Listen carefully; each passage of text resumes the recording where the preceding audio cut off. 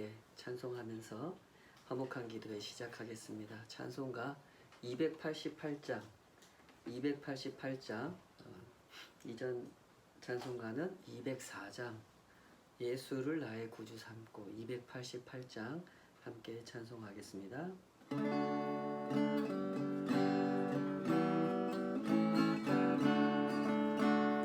예수를 나의 구주 삼고 성령과 피로써 거듭나니 이 세상에서 내 영혼이 하늘의 영광 누리도다.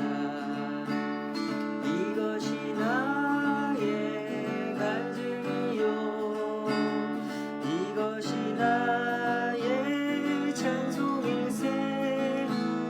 나 사는 동안 끊임없이 구주를 찬송하리로다. 온전히 주께 맡긴 내 영 사랑의 음성을 듣는 중에 천사들 왕래하는 것과 하늘의 영광 누리도다. 이것이 나의 간증이요 이것이 나의 찬송일세. 나 사는 동안 끊임없이 구주를 찬송하리로다. 주 안에 기쁨 누림으로 마음의 풍랑이 잔잔하니 세상과 나는 간 곳 없고 구속한 주만 보이도다. 이것이 나의 간증이요 이것이 나의 찬송일세. 나 사는 동안 끊임없이 구주를 찬송하리로다. 이것이 나의 간증이요 이것이 나의 찬송일세. 나 사는 동안 끊임없이 구주를 찬송하리로다. 아멘.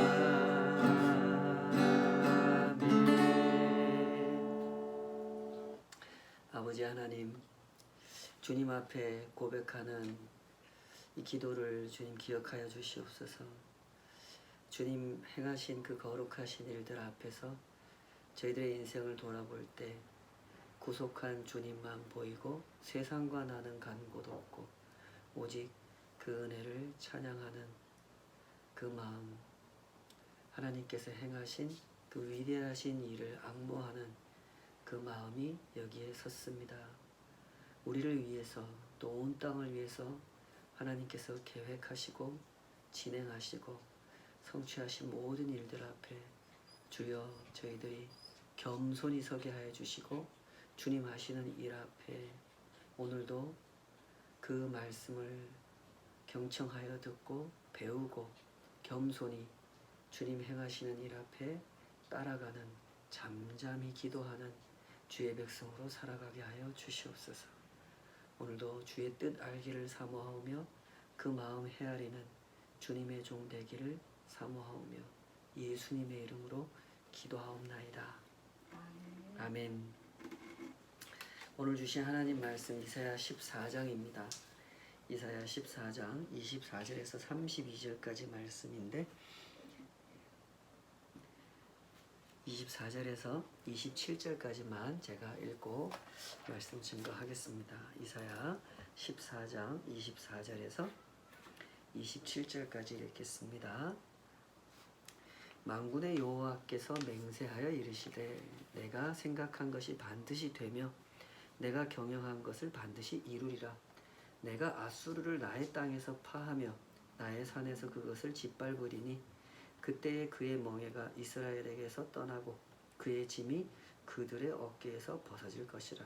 이것이 온 세계를 향하여 정한 경영이며 이것이 열방을 향하여 편 손이라 하셨나니 만군의 여호와께서 경영하셨은즉 누가 능히 그것을 패하며 그의 손을 펴셨은즉 누가 능히 그것을 돌이키랴. 아멘. 주신 말씀으로 맹세하여 이르시되, 이런 제목으로 하나님 말씀 증거하겠습니다. 사람이 하나님께서 하시는 일을 이해하기 위해서는 반드시 필요한 일이 하나님을 이해하는 일입니다. 성경에서 사용하는 표현으로 하면 하나님을 아는 지식이라고 하죠. 하나님의 백성들에게 꼭 필요한 것은 하나님을 아는 지식입니다.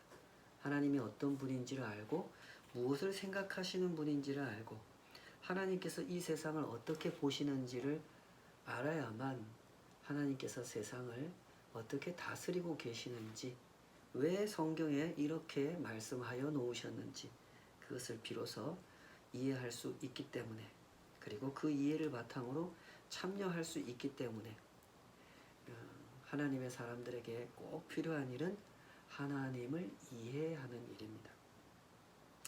하나님은 하나님이시기 때문에 사람의 관점과는 다른 관점을 가지고 계시고 사람의 판단과는 다른 판단을 가지고 계십니다.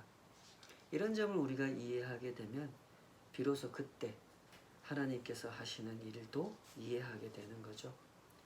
예를 들어 보겠습니다.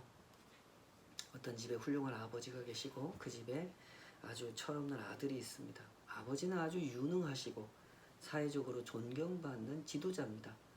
그러나 아들은 사고뭉치입니다. 누가 봐도 이 집에는 아들이 문제고 아버지는 아주 훌륭하시죠.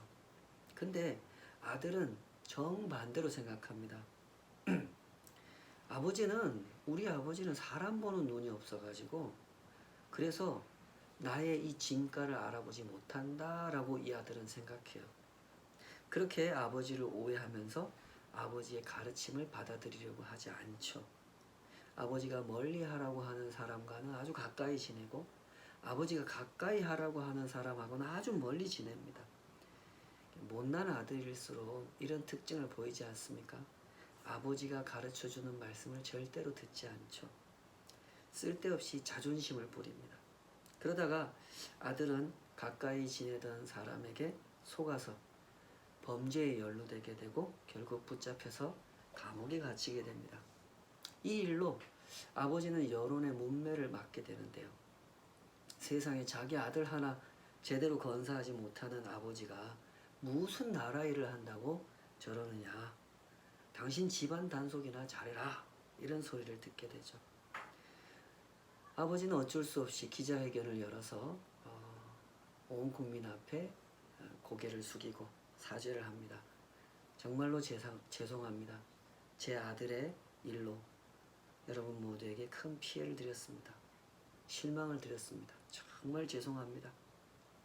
그렇게 고개를 숙여야만 했죠. 그러나 세상의 시선은 점점 더 차가워졌고 아버지의 활동은 위축되게 됩니다. 그러나 그럼에도 불구하고 이 아버지의 마음은 괜찮습니다. 본인이 사회적으로 활동하던 것이 위축되고 욕을 먹고 다 괜찮습니다. 아버지의 마음속에 있는 것은 그저 내 아들이 이번 일로 정신을 차릴 수만 있다면 내가 무슨 꼴을 당해도 나는 괜찮다. 아버지는 이렇게 생각하고 계세요.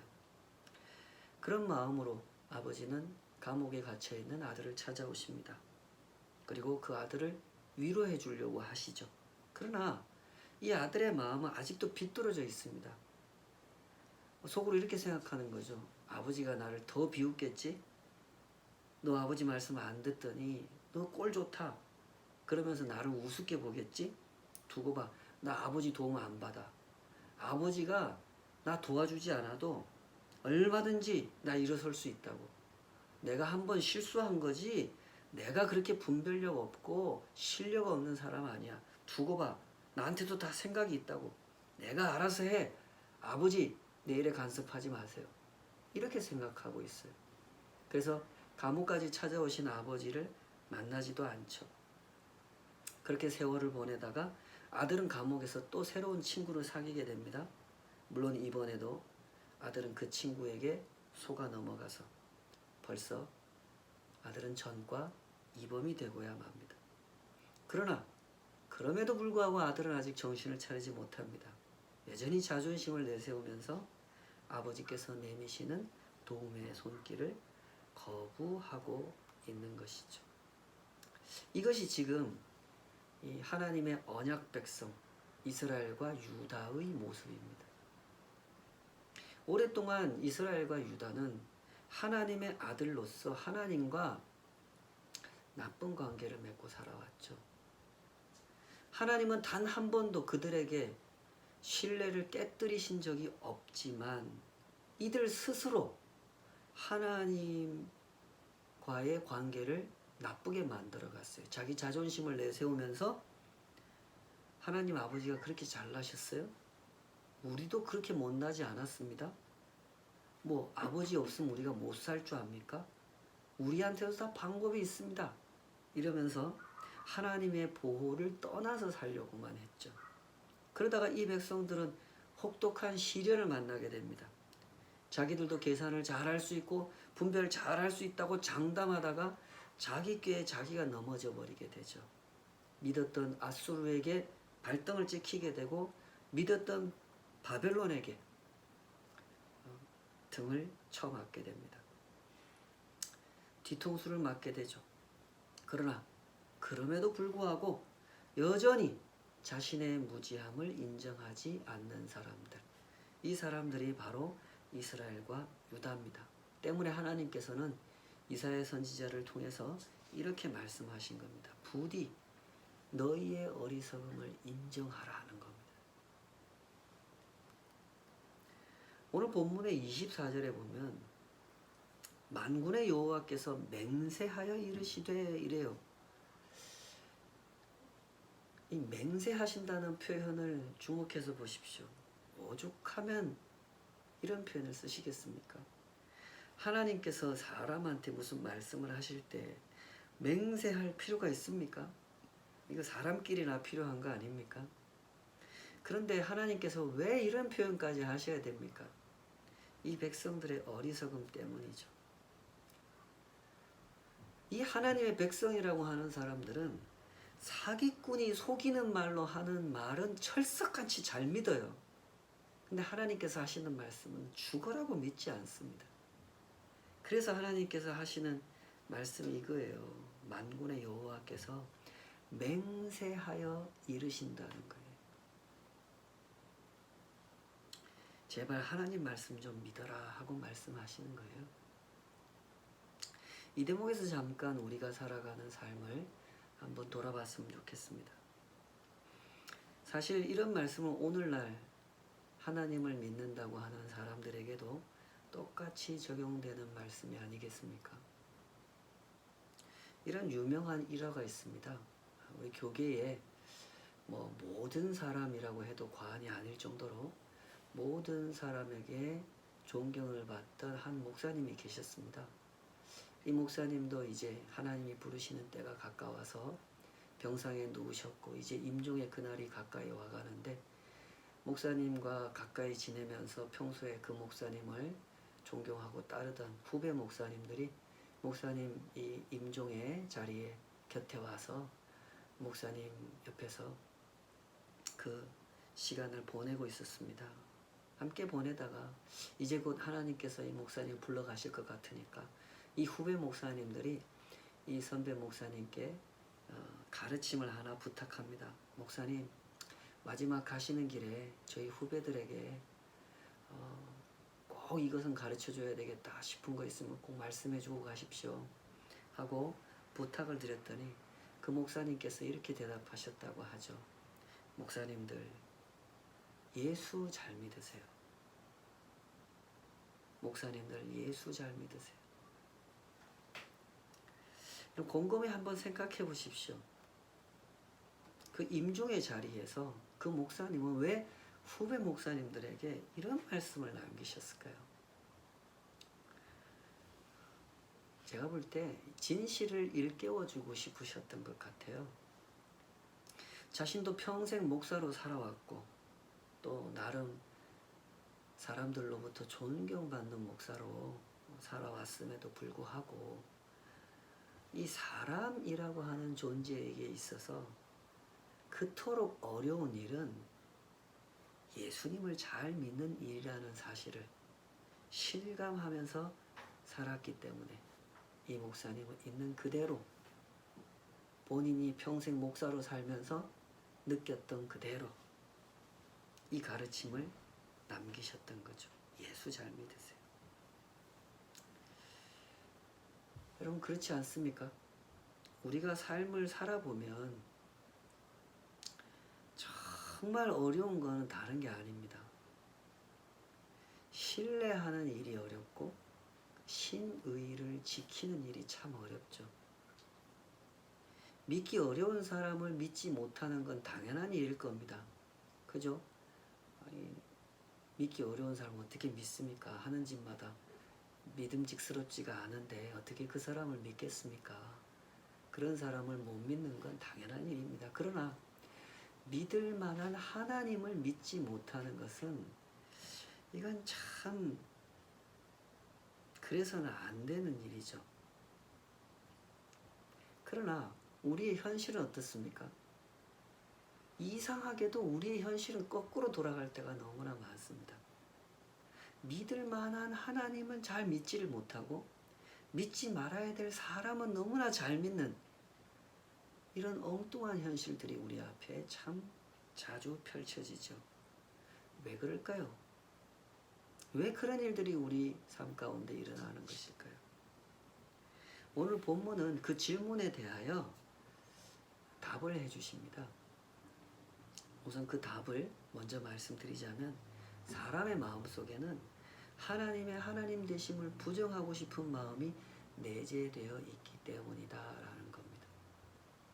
다시 말해서 사람은 하나님을 빼고 스스로 판단하고 싶어하는 존재라는 것입니다.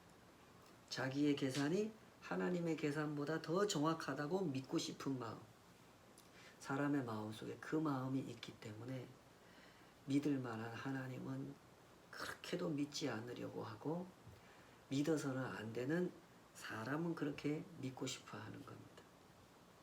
때문에 하나님께서 이렇게 말씀하시는 겁니다. 24절 내가 생각한 것이 반드시 되며 내가 경영한 것을 반드시 이루리라. 지금 이 이스라엘 백성들, 유다 백성들의 문제가 뭐냐 하면 자기 계산을 크게 신뢰한다는 것이죠. 그래서 하나님 말씀이 이들의 귀에 안 들리는 겁니다. 아무리 크게 말씀하셔도 귀를 막아버리기 때문에 못 듣는 거죠. 때문에 하나님께서 이렇게 말씀하시는 겁니다. 내가 생각하는 것이 반드시 되며 내가 경영한 것을 반드시 이루리라. 너희가 생각한 대로 되는 게 아니고 내가 생각하는 대로 되는 거다.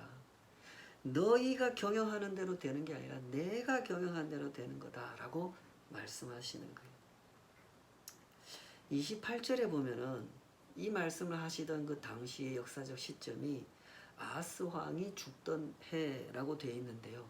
이때가 언제냐면 대략 기원전 725년경입니다.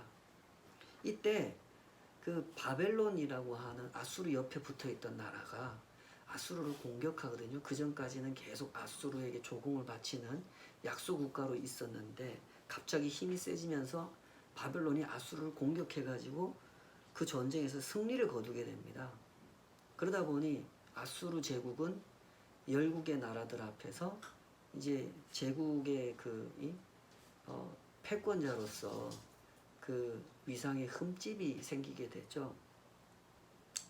이 당시에 유다는 그 아수르와 결탁해서 아수르와 동맹을 맺고 아수르에게 조공을 바치고 아수르에게 유다의 운명을 맡기고 있는 입장이었기 때문에 이 바벨론이 아수르를 공격해서 승리한 이 상황을 그저 무덤덤하게 보고 있지는 못했겠죠. 상당히 긴장하고 충격을 느끼면서 그 상황을 지켜보고 있었을 것입니다. 그러면서 아주 급하게 계산을 하느라 바쁜 시간을 보냈을 거예요.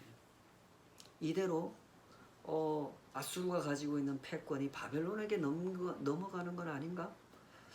아니야. 전쟁 한번 졌다고 아수르가 이렇게 무너질 리는 없지. 좀 더 두고 보자.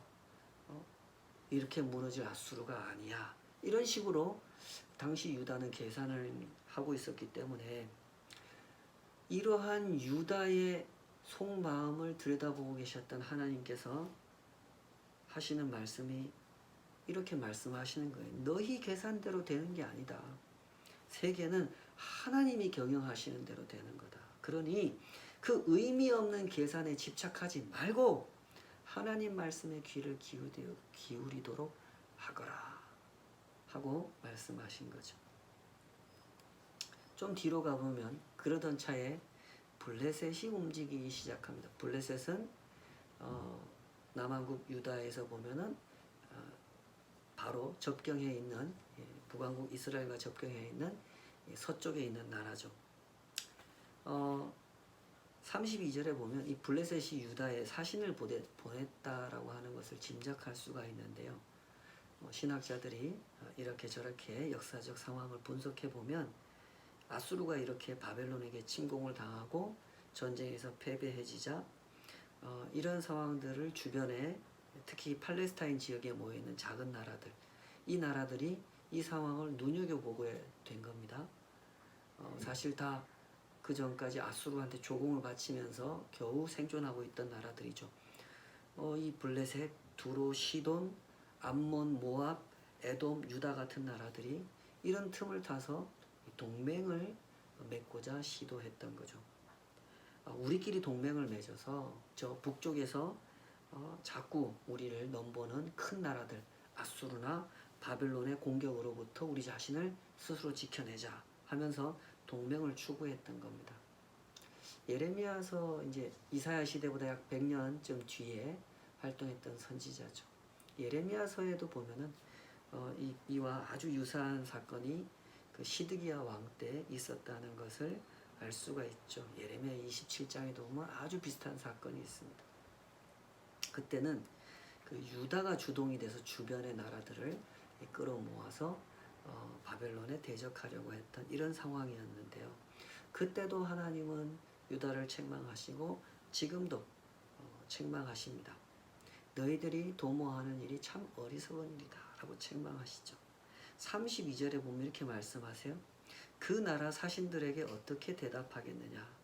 여호와께서 시온을 세우셨으니 그의 백성의 곤고한 자들이 그 안에서 피난하리라 할 것이니라. 사신이 오면 이렇게 대답하라는 거죠. 뭐라고 대답해야 될지 하나님이 가르쳐 주세요. 우리를 세우신 분도 하나님이시고 우리를 지키시는 분도 하나님이시다. 그러니 우리는 당신들과 동맹을 맺지 않겠습니다 하고 돌려보내라는 거예요. 하나님께서 왜 이런 말씀을 하셨겠습니까? 유다가 그렇게 할 생각을 안 하고 있었기 때문이죠. 유다는 어떻게 해서든지 이 기회를 살려서 블레셋하고 좋은 동맹을 맺어서 국제사회의 이 변화하는 정세 속에서 스스로 자기를 지킬 것이라고 자기의 그림대로 자기의 욕심대로 그렇게 계산을 하고 있었던 거죠. 그래서 하나님이 계속 말씀하시는데도 그 말씀을 거부하고 있었던 겁니다. 여러분 잘 보십시오. 하나님의 백성으로서 가장 중요한 기본이 무엇입니까? 그것은 하나님을 신뢰하는 것입니다. 내가 그림을 그려놓고 하나님 이 그림에 지지해 주세요. 이것은 하나님의 백성에게 있어서 절대로 하지 말아야 될 일입니다. 그림은 우리가 그리는 게 아닙니다. 이미 하나님께 완벽한 그림이 있습니다. 우리가 사람이라는 사실을 인정하고 하나님이 하나님이시라는 사실을 인정하는 것, 이것이 하나님 백성에게 기본 중에 기본인 것입니다. 하나님의 선하심을 믿고 그 선하신 계획, 그 선하신 그림에 우리의 삶을 온전히 의탁하는 것, 이것이 신앙생활의 기본이죠. 유다 백성들, 이스라엘 백성들이 이걸 참 못하죠. 왜 못합니까? 자기 그림을 고집하기 때문이죠. 자기 욕심을 포기하지 못하기 때문입니다. 유다한테도 이스라엘한테도 내가 원하는 내 모습이 있어요. 아수르가 날뛰고 바벨론이 일어날 때 유다도 이스라엘도 어깨를 나란히 하면서 폼을 잡고 싶은 거죠. 그런데 하나님께서 하시는 말씀을 들어보면 어떻습니까? 너희는 가만히 있으라는 거예요. 왜 가만히 있으라고 하십니까? 하나님께서 오랫동안 실행해 오던 하나님의 그림이 지금 그 과정을 지나가고 있기 때문에 너희는 가만히 있으라는 거예요. 이스라엘이나 유다나 이들은 세상을 보되 어떻게 봅니까? 근시안적으로 보죠. 그럴 수밖에 없지 않습니까? 어떻게 사람이 과거와 현재와 미래를 통찰해서 볼 수가 있겠습니까? 그렇게 볼 수 있는 사람은 세상에 없습니다. 나는 다른 사람들하고 다른 지혜를 가지고 있기 때문에 세상을 통찰해서 볼 수 있다고 주장하는 사람이 있거든. 여러분 이렇게 생각하시면 됩니다. 100% 사기꾼입니다. 사람은 그렇게 볼 수 없습니다. 그러나 하나님은 다르시죠. 하나님은 세상을 보시되 과거와 현재와 미래를 통찰해서 보십니다. 이 세상에 하나님을 나타내시고요. 하나님이 구원자라는 걸 나타내시죠. 그리고 하나님의 심판과 구원을 나타내십니다. 하나님의 백성들은 바로 이 하나님을 주목하면 돼요. 내가 그려놓은 그림에 하나님이 역사해 주기를 바라면서 하나님을 주목하면 안 됩니다. 이미 하나님께서 그려놓으신 그 그림대로 하나님께서 일하고 계세요. 과거부터 현재도 미래도 그렇게 일하실 겁니다. 하나님의 백성들은 하나님이 일하시는 그 모습을 지켜보고 그 하나님을 주목하고 따라가는 사람들, 그거면 충분합니다. 하나님을 잘 모르는 사람들이 하나님을 보면 어떻습니까? 하나님은 아무 말씀도 안 하시는 것 같고 아무 일도 안 하시는 것 같죠. 근데 이건 그야말로 하나님을 잘 모르기 때문에 그렇게 생각하는 겁니다. 그러나 하나님이 어떤 분이신지를 조금 알고 하나님이 해오신 일에 대해서 좀 아는 사람은 진실을 볼 수 있게 됩니다. 하나님께서 정말 귀한 일을 해오셨고 지금도 하고 계시고 앞으로도 완전하게 성취하실 것이라는 것을 알게 됩니다. 그게 어디 있습니까? 그런 얘기가 성경에 다 있습니다. 그래서 성경 하는 것입니다. 하나님 말씀에 귀를 기울여 보십시오. 하나님은 절대로 가만히 계시는 분이 아닙니다. 성경을 열어서 하나님 하신 일을 읽어보십시오. 하나님은 쉬지 않고 일해 오셨고 지금도 일하고 계십니다. 우리가 왜 하나님이 하시는 일이 잘 안 보입니까? 내 그림을 고집하면서 내 욕심을 포기하지 않으면서 하나님이 요렇게 일해 주셔야 하나님이 일하시는 거다라고 전제하고 있기 때문에 지금도 쉬지 않고 일하고 계시는 하나님의 손길이 보이지 않는 겁니다. 이해가 되시죠? 신앙의 길을 걸어가면서 우리가 하나님을 잘 믿기 위해서 주의해야 될 것, 그것은 자존심이라는 것을 잘 헤아리셔야 됩니다.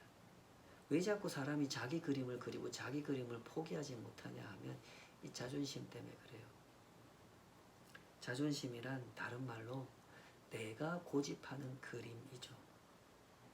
하나님 앞에서 우리의 자존심을 고집하는 것은 하나님께서 우리 한 사람 한 사람을 빚어가시는 일에 큰 방해가 된다는 사실을 잘 헤아리시기 바랍니다.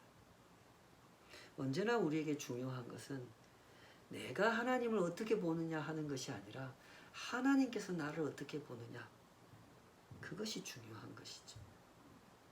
기도의 순례길을 걷는다고 하는 것, 말씀의 사람이 된다고 하는 것, 그것은 바로 우리가 이 길을 가는 사람이 되겠다는 겁니다. 어떤 길이요?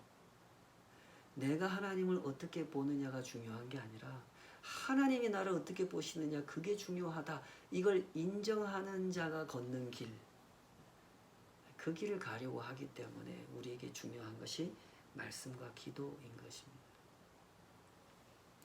이 길은 결코 쉬운 길은 아닙니다. 간단한 길도 아니죠. 어쩌면 사람에게 참 어려운 길입니다.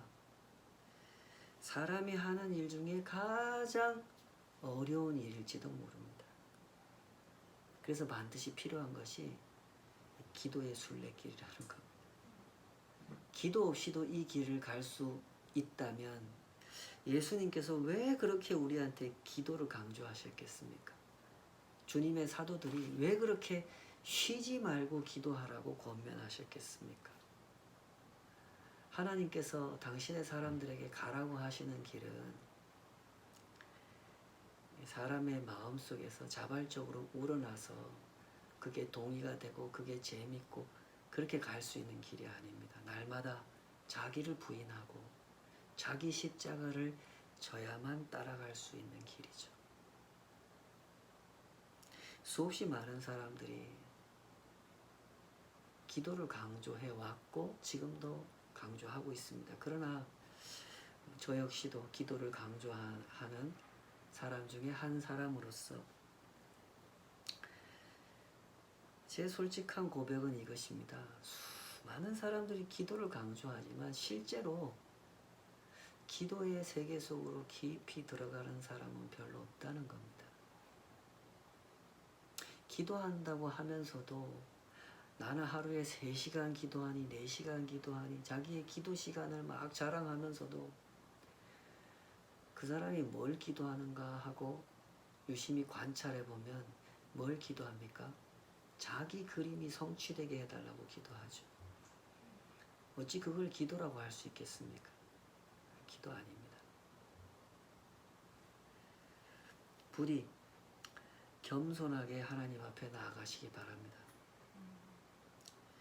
내가 그린 그림을 내려놓고 나아가셔야 돼요. 내가 다 내려놓고 나아간 줄 알았는데 기도하다 보니 또 다시 떠오르거든. 회개하면서 기도하셔야 됩니다. 또 내려놓으셔야죠. 그러면 보게 될 겁니다. 뭘요? 하나님이 그려놓으신 그림을 보게 되는 거예요. 온 땅을 구속하시는 하나님의 그림이 얼마나 성실하게 과거에도 현재도 미래에도 일해 오셨고 일하고 계시고 일하실 것인지가 보이는 것입니다.